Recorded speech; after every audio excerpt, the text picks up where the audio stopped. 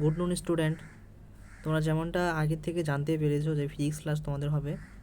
আজকে শুরু হচ্ছে তোমাদের ফিজিক্স ক্লাস, প্রথম ক্লাস, এবং ফিজিক্স ক্লাসের আজকে প্রথম দিন। ঠিক আছে, আমি তোমাদের মোস্ট ইম্পর্টেন্ট 20 কোশ্চেন করাবো। বায়োলজিরও করাচ্ছি, ফিজিক্সেরও করাবো, প্রতিদিন চলছে, এইভাবে চলতেই থাকবে রেগুলার।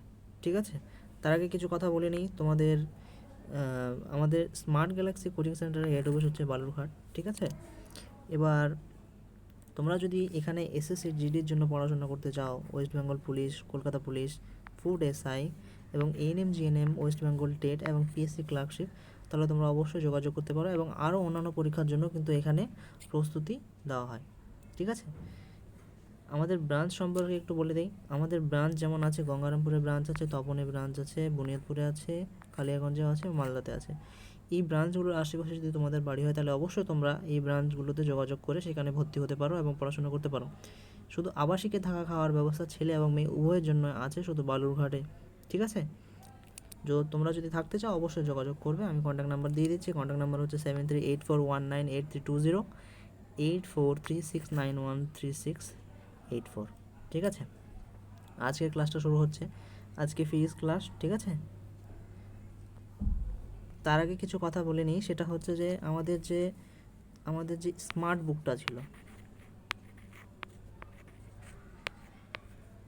এটা হচ্ছে আমাদের স্মার্ট বুক, স্মার্ট গ্যালাক্সির লঞ্চ করা একটা স্মার্ট বুক, যেখানে তোমরা 3000টা প্রশ্ন পেয়ে যাবে 30টা মক টেস্টের মাধ্যমে। 30টা মক টেস্ট হিসেবে সাজিয়ে দেওয়া আছে এবং 3000টা প্রশ্ন আছে এই বইয়ের মধ্যে। এই বইটা তোমরা অ্যামাজনে পেয়ে যাবে, ফ্লিপকার্টে পেয়ে যাবে, মিশোতে পেয়ে যাবে। ডেসক্রিপশন বক্সে এই বইগুলো কেনার লিঙ্ক দেওয়া আছে, তোমরা অবশ্যই সেখান থেকে গিয়ে কিনে নিতে পারো। ঠিক আছে, একবার পড়েই দেখো বইটা, আশা করছি তোমাদের খুব উপকারে আসবে। এবং এই ক্লাসের নোটগুলো আমি আজকে শুরু করছি ক্লাস। এই ক্লাসের যে নোটসটা আছে, নোটসটা তোমরা অবশ্যই টেলিগ্রামে পাবে।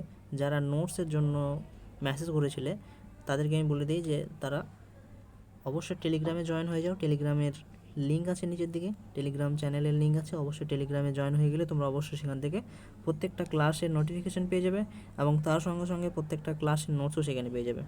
তো আজকের পড়াটা শুরু করি। পড়াটা প্রথম দিয়ে শুরু হচ্ছে। দেখো, প্রথম কোশ্চিন যে বলেছে দুটি বস্তুর উষ্ণতা সমান হওয়ার অর্থ। দুটো বস্তুর উষ্ণতা সমান হওয়ার অর্থ কী? এদের মধ্যে তাপের পরিমাণ সমান, ওরা পরস্পর সংলগ্ন হলে তাপের আদান প্রদান ঘটবে না, ওদের তাপ ধারণ ক্ষমতা সমান, ওদের আপেক্ষিক তাপ সমান। ঠিক আছে, দুটি বস্তুর উষ্ণতা সমান হওয়ার অর্থ আমি যেমনটা তোমাদের আগেই বলেছিলাম, যে কোনো কোশ্চিন করার আগে একটা স্ট্র্যাটেজি ফলো করবে। সেটা হচ্ছে কি, কোশ্চিনগুলো রং অ্যান্সারগুলো কাটার চেষ্টা করবে আগে, যে এটা রং হতেই পারে না। ঠিক আছে, যেমন আপেক্ষিক তাপ হবে না, আপেক্ষিক তাপ সমান হবে না, এটা তো হচ্ছেই না। ঠিক আছে, এদের মধ্যে তাপের পরিমাণ সমান, এটাও হবে না। ঠিক আছে, এদের তাপ ধারণ ক্ষমতা সমান, এই অপশানটা হবে সঠিক। ঠিক আছে, ওরা পরস্পর সংলগ্ন হলে তাদের তাপের আদান প্রদান ঘটবে না। ঠিক আছে, কেন ঘটবে না সেটা আমি বলে দিচ্ছি। এই অপশানটা একটা গুরুত্বপূর্ণ অপশান। ওই যে উপরের অপশানটা একটু অনেকের মনে হবে পড়ে যে এদের মধ্যে তাপের পরিমাণ সমান, এটাও তো হতে পারে, কিন্তু না, সেটা হবে না। কেন হবে না সেটা বলে দিচ্ছি। যখন একই তাপমাত্রা দুটি দেহ একে পরস্পরের সংস্পর্শে রাখা হয় তখন এদের মধ্যে শক্তির স্থানান্তর হয় না।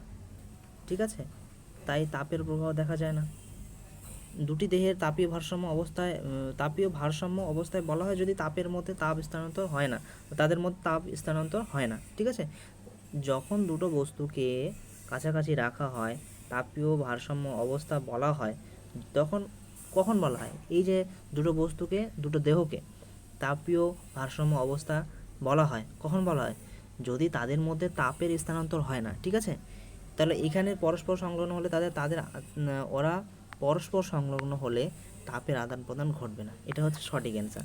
ঠিক আছে, পরের প্রশ্নে চলে যাই। দেখো, লোহা ও পিতলের দ্বিধাতব পাত গরম করলে বেঁকে যাওয়ার কারণ কি?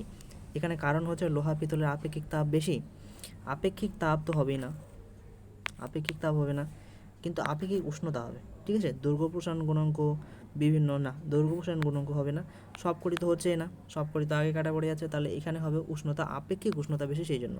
ঠিক আছে, তারপর প্রশ্ন দেখো, নিচের কোনটি ধাতু না? ঠিক আছে, নিচের কোনটি ধাতু না? আগে ধাতু কোনগুলো সেগুলো বের করি। পারদ একটা ধাতু, লোহা তো ধাতু, এটা তো জানি। প্লাটিনামও কিন্তু একটা ধাতু, কিন্তু সিলিকন একটা ধাতু না। সিলিকন হচ্ছে একটা মৌল। ঠিক আছে, সিলিকন হচ্ছে একটা মৌল। এবার এই যে সিলিকন মৌলটার যে চিহ্নটা হচ্ছে এটা হচ্ছে SI, ঠিক আছে। এ কত নম্বরে আছে? এর পারমাণবিক সংখ্যা হচ্ছে, সিলিকন কত নম্বরে আছে তোমরা কি জানো? সিলিকন হচ্ছে 14 নম্বরে আছে,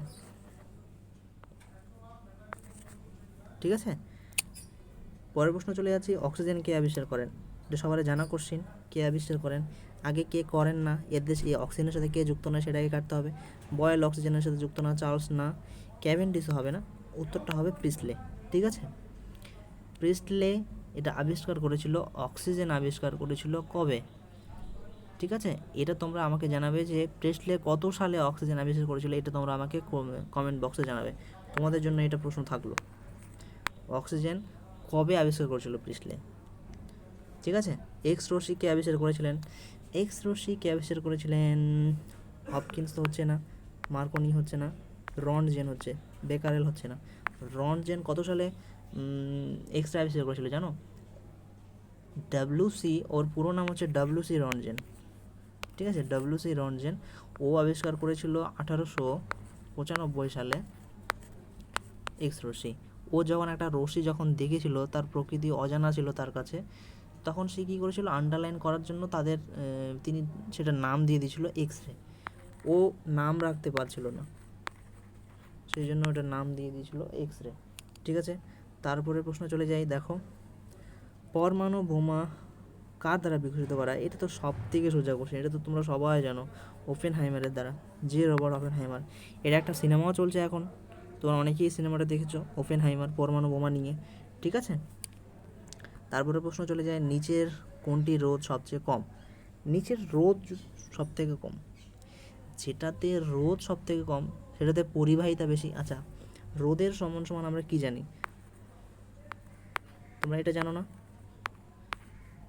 রোধ প্রপোর্শনাল টু 1 বাই পরিবাহিতা, পরিবাহিতা, তাই না? তাহলে রোধ যদি বেশি হয়, এখানে বলেছে কোনটি রোধ সব থেকে কম, তাহলে রোধ যদি সব থেকে কম হয় এখানে, তাহলে অবশ্যই পরিবাহিতাটা বেশি হবে। তাহলে এখানে আমাকে দেখতে হবে সব থেকে পরিবাহিতার কার বেশি, এবোনাইটের না, সিলিকন হবে না, নাইক্রোম হবে না, সিলভার হবে। আমাদের যে রাস্তার ধারে যে লাইনে, এই লাইনের তারগুলো থাকে না, 11,000 ভোল্টের যে লাইনের তারগুলো থাকে, সেগুলো সিলভারের তার দিয়ে তৈরি, কিন্তু সব থেকে রোধ কম ওদের, ঠিক আছে। তারপরে চলে যাচ্ছি, কোনো পরিবাহীর তারের ব্যাস দ্বিগুণ করলে রোধের কীরূপ পরিবর্তন ঘটবে? আচ্ছা, যদি একটা তারের ব্যাস এরকম ছিল, একটা তার এরকম ছিল, ওর ব্যাসটা যদি বাড়িয়ে দেওয়া হয়, আচ্ছা এক সেকেন্ড, কোনো পরিবাহী তারের যদি ব্যাস বাড়িয়ে দেওয়া হয়, প্রথমে তারটা এরকম ছিল, তারপরে এইভাবে বাড়িয়ে দেওয়া হলো, ব্যাসটা বাড়িয়ে দেওয়া হলো, ব্যাসটা ছোটো ছিল, ব্যাসটা বাড়িয়ে দেওয়া হলো, দ্বিগুণ করা হলো, তাহলে রোধের কীরূপ পরিবর্তন হবে? যদি দ্বিগুণ করে দেওয়া হয় তাহলে কি হবে, এর কি হবে, ক্ষেত্রফলটা বেড়ে যাবে না, এর যে এরিয়া আছে সেটা তো বেড়ে যাবে। যদি এরিয়াটা বেড়ে যায়, ঠিক আছে, তাহলে এর রোধ কী হয়ে যাবে, অর্ধেক হয়ে যাবে।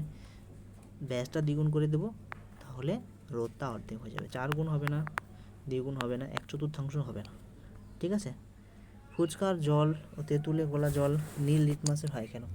এটা বলে দেই যে লিটমাস পেপার হচ্ছে একটা আম্লীয় মৌলিক দ্রবণের রং পরিবর্তন দেখায়, ঠিক আছে। লিটমাস কাগজ কি যে আম্লিক এবং ক্ষারীয় দ্রবণে কি রং পরিবর্তন দেখায়। এবার কি হয়, কি দেখা যায় যে আম্লীয় দ্রবণের সংস্পর্শে এলে, যদি কোনো আম্লিক দ্রবণের সংস্পর্শে আসে, নীল রঙের লিটমাসটা অর্থাৎ ব্লুটা রেড হয়ে যায়, ঠিক আছে। কখন রেড হয়ে যায় এটা? যদি আম্লিক হয়, ঠিক আছে। আমি আম্লিক লিখে দিচ্ছি এমনি, ঠিক আছে, যদি আম্লিক হয়। আর রেডটা ব্লু হয়ে যায়, ঠিক আছে। রেডটা ব্লু হয়ে যায় কখন? যখন সেটা ক্ষারীয় হয়। ক্ষারীয় মানে বেস, আর আম্লিক মানে হচ্ছে অ্যাসিড, ঠিক আছে। তাহলে ফুচকার জল কি? ফুচকার জল অবশ্যই আম্লিক, তাহলে অ্যাসিডিক হবে, তাহলে অ্যাসিডিক হয়ে যাবে। তাহলে অ্যাসিড যদি হয়, ফুচকার জলটা কি আম্লিক হয় না, বা তেঁতুল গোলা জলটা আম্লিক হয়, তাহলে সেটা যদি আম্লিক হয়, তাহলে সেটা কি থেকে ব্লু থেকে রেডে পরিবর্তন হয়ে যাবে, ব্লু থেকে রেডে হয়ে যাবে, তাই না? তাহলে এটা লাল রং হয়ে যাবে, লিটমাসের রং কী হয়ে যাবে, লাল রং হয়ে যাবে। নীল হবে না, বেগুনি হবে না, সবুজ হবে না। কেন নীল হবে না সেটা বলে দিলাম। যদি বেস হতো, ফুচকা জলটা যদি ক্ষারীয় হতো তাহলে ব্লু হতো, ঠিক আছে? তারপরে কোশ্চেন দেখো, খাওয়ার নুন তৈরির প্রধান উৎস, খাওয়ার নুন তৈরির প্রধান উৎস হচ্ছে সমুদ্রের জল। এটা সবথেকে সোজা কোশ্চেন, এটা বলার আর কিছুই নেই এক্সপ্লেনেশন করার। নিচের কোন মৌলটির অভাবে গলগণ্ড রোগ হয়? আচ্ছা, এখানে একটু অপশনগুলো ভুল হয়েছে, ঠিক আছে? গলগণ্ড রোগ হয়, নিচের কোন মৌলটির অভাবে গলগণ্ড রোগ হয়, এখানে একটু অপশনগুলো ভুল হয়েছে, ঠিক আছে? আচ্ছা, আমি অপশনগুলো কেটে দিই, আমি অপশান দিচ্ছি নতুন করে, তোমরা দেখো। প্রথম অপশানটা হচ্ছে, আমি বলে দিই, এফি। তারপরটা দেবো আমি আয়োডিন, তারপরটা দেবো আমি সোডিয়াম, তারপরটা দেবো আমি ক্যালসিয়াম, ঠিক আছে? একটু পিপিটিটা বানাতে সমস্যা হয়েছে স্টুডেন্ট, তোমরা দেখো অপশান আমি দিয়ে দিচ্ছি। প্রথম অপশান হচ্ছে ফেরাস আয়রন, তারপরটা হচ্ছে আয়োডিন, তারপরটা হচ্ছে সোডিয়াম, তারপরটা হচ্ছে কপার। এবার তোমরা উত্তর দাও, গলগণ্ড রোগ কিসের জন্য হয়? তোমরা আয়রন তো হবে না, সোডিয়াম হবে না, কপারও হবে না, অবশ্যই অ্যান্সার হবে সেকেন্ডটা, কী হবে, আয়োডিন, ঠিক আছে? নিচের কোন বিবৃতিগুলি সঠিক নয়, নিচের কোন বিবৃতিগুলি সঠিক নয়? এখানে 4টা বিবৃতি বলেছে, 4টা বিবৃতির মধ্যে কোনটি সঠিক নয়? সঠিক নয় আগে বের করতে হবে। তাহলে আমরা ঠিকগুলো বের করি, সঠিকগুলো বের করি। প্রকৃত দ্রবণ সমসত্ব সত্য, এটা সঠিক। কোলোয়েড টিন্ডাল প্রভাব প্রদর্শন করে, ঠিক আছে? আচ্ছা, ওটা পরে দেখছি। প্রলম্বনের কণাগুলিকে পরাণবিক যন্ত্রের সাহায্যে দেখা যায় না, হ্যাঁ এটা দেখা যায় না। অণুবীক্ষণী যন্ত্রের সাহায্যে দেখা যায় না। সাধারণ ফিল্টার কাগজ ও 5 পেন কাগজের মধ্যে দিয়ে প্রকৃত দ্রবণের কণা যেতে পারে না বলেছে। অবশ্য সাধারণ ফিল্টার কাগজ এবং 5 পেন কাগজের মধ্যে দিয়ে প্রকৃত দ্রবণের কণা যেতে পারে, তাহলে এটা ভুল। কোলোয়েড টিন্ডাল প্রভাব প্রদর্শন করে, কোলোয়েড টিন্ডাল প্রভাব প্রদর্শন করে না, ঠিক আছে? তাহলে তোমাদের সঠিক নয় গুণটা হবে, দুটো অ্যান্সার হয়ে যাবে, এক হবে কোলোয়েড আর একটা হবে এটা, ঠিক আছে? 2 এবং 4 নম্বর অপশনটা তোমাদের জন্য সঠিক হবে। মানবদেহে মানসিক বৃদ্ধি এবং সাধারণ বৃদ্ধি নিয়ন্ত্রণ করার যে খনিজ মৌলটি, তা হলো এখানে এটা জিঙ্ক হবে না, ক্যালসিয়ামও হবে না, কোনোটি তো হচ্ছে না, একটা না একটা তো হচ্ছেই, আয়োডিন হবে, ঠিক আছে? কেন আয়োডিন হচ্ছে আমি সেটা বলে দিচ্ছি। আয়োডিন হওয়ার কারণ আছে, বুঝতে পেরেছ? আয়োডিন হওয়ার কারণ হচ্ছে কি, মানবদেহে যে আমাদের যে থাইরক্সিন হরমোনগুলো তৈরি হতে, তারপরে ট্রাই আয়োডোথাইরোনিন যেটা আছে, থাইরয়েড হরমোন, থাইরক্সিন হরমোন, এগুলো তৈরি করতে কিন্তু আয়োডিনের প্রয়োজন হয়। আমাদের যে প্রোটিন এবং এনজাইমের কার্যকলাপের পাশাপাশি স্বাভাবিক বিপাক নিয়ন্ত্রণে সাহায্য করে কিন্তু আয়োডিন, তাহলে সেই জন্য আয়োডিন অ্যান্সারটা হবে, বুঝতে পেরেছ? তারপরে অ্যান্সার প্রশ্ন চলে যাচ্ছি, বজ্র পদার্থ ভাঙতে সাহায্য করে, সবুজ উদ্ভিদ হবে না, আগের নাগুলো কাটো। সৌরশক্তি তো হচ্ছে না। সামুদ্রিক প্রাণী কী করবে, বজ্র পদার্থ খাবে, অত খেয়ে নেয়, ঠিক আছে? ওরা কীভাবে ভাঙবে এগুলোকে? অণুজীব হবে, ঠিক আছে? এটা জলের মতো সোজা কোশ্চেন ছিল, এটা কোনো মাথা খাটাবার কোনো কোশ্চেন ছিল না, এটা সরাসরি অণুজীব অ্যান্সার হবে। পর্যায় সারণীতে সবচেয়ে হালকা মৌল হচ্ছে লিথিয়াম, বুঝতে পেরেছো?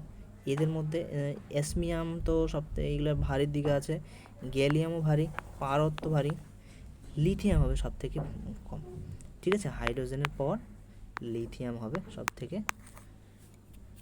হালকা ধাতু, হালকা মৌল, ঠিক আছে?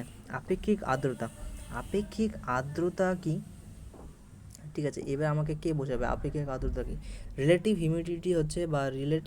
হিউমিডিটি বা আপেক্ষিক আর্দ্রতা হচ্ছে কোনো স্থানের বায়ুকে ওই তাপমাত্রা সম্পৃক্ত করতে যে পরিমাণ জলীয় বাষ্পের প্রয়োজন হয়। আবার বলছি, কোনো স্থানের বায়ুকে ওই তাপমাত্রায় সম্পৃক্ত করতে যে পরিমাণ জলীয় বাষ্পের প্রয়োজন হয় এবং বায়ুতে যে পরিমাণ জলীয় বাষ্প থাকে তা নির্ভর করে আপেক্ষিক আর্দ্রতার উপর, ঠিক আছে? তাহলে এটা আপেক্ষিক আর্দ্রতার যে এটা আছে সেটাকে কিসের দ্বারা প্রকাশ করা হয়? গ্রাম হচ্ছে না, কিলোগ্রামও হচ্ছে না, অনুপাত হচ্ছে না, শতকরার উপর ডিপেন্ড করে। 1 সেকেন্ড,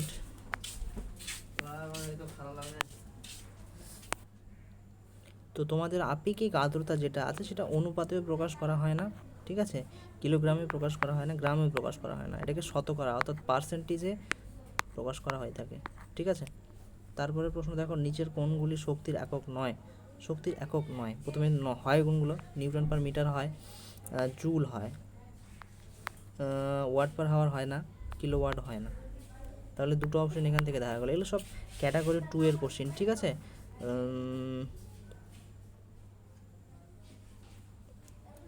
এটা একটু পিপিটিতে সমস্যা হয়েছে, এটা প্রাসের গতি হবে, ঠিক আছে।